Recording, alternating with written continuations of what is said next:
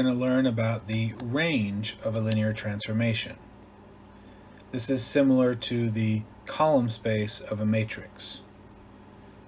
So what we're talking about here is the range is the set of all possible output vectors given your linear transformation here. Right? It's the set of all possible outputs for every possible input in your domain.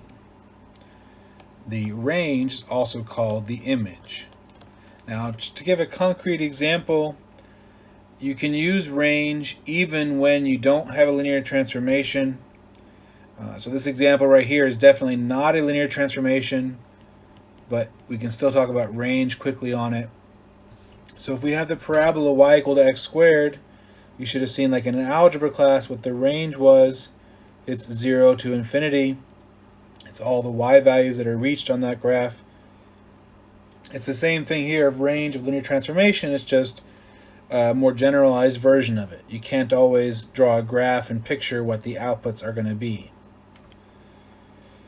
Now let's give an example here. Let's find the range of a function that goes from R2 to R2 given by f of xy equal to yx. So this function here, it goes ahead and it just switches the x and y component. So again, the output is just the vector yx. But the thing is, your input, your x and y, can be any numbers. And so that means when you switch them, you get y and x. It can still be any numbers.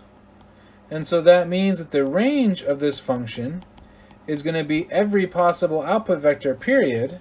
The range is going to be R2. On the opposite side of things here, if a range of the zero transformation, remember what zero transformation is. It's no matter what the input is, you always get the output being 0. So then if I try to take all the possible outputs, there only is one possible output, and that is the 0 vector itself. So that's the only possible output here. Let's do a more interesting example. This time it's a function from polynomials to real numbers by just taking the polynomial and plugging in 0 into it. So again, we take this polynomial ax squared plus bx plus c. We plug in 0 to it. We'd get just c.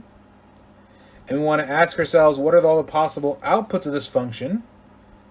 Well, since the letter c can be any possible number for polynomials, and that's all of our outputs, that means our output can be anything here. And so the range of this is going to be all possible numbers. Notice that there's a little bit different here between the range being all of R2 and the range being all of R. One is saying that you can get any possible combination of x and y, and the other is saying you can get any number, single number here. So they're not saying the same thing.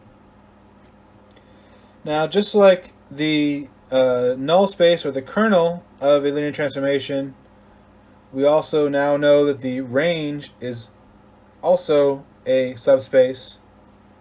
Now there is one small thing here. It's not a subspace of the domain. It's actually a subspace of something called the codomain. Basically, it's always the second thing here. It's always a subspace of the second part, not the first part.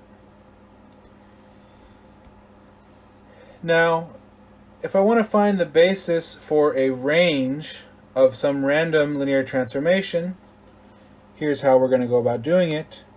We're going to go ahead and take our matrix here.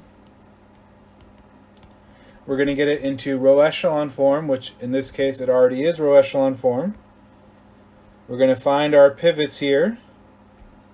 And just like when we were trying to find the basis for the column space of a matrix, the basis for the range of a matrix, we're just going to look at those and say, okay, that means we have pivots in column 1 and column 2. So I'm going to go ahead and take the original column 1 and column 2. Now, in this case, we didn't have to do any simplification, but if you had, again, don't forget, you're going to go back to the original columns in the matrix, and you put them together, and there's going to be your basis for the range. Again, it's just like finding the basis for the column space of a matrix here.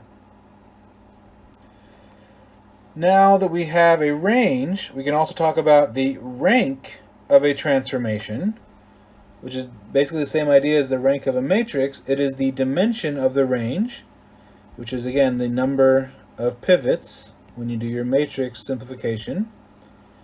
And then we get the rank nullity theorem in terms of transformations, and it just says that if we add up rank plus nullity, we're going to get the number of variables, which in this case is the dimension n here that we have. So again, all this stuff here is really just a rehashing the stuff we did for matrices, but now for linear transformations. However, we saw in the other video that all linear transformations are from matrices. So again, it's not really something new, it's just slightly different viewpoint on what we've already done.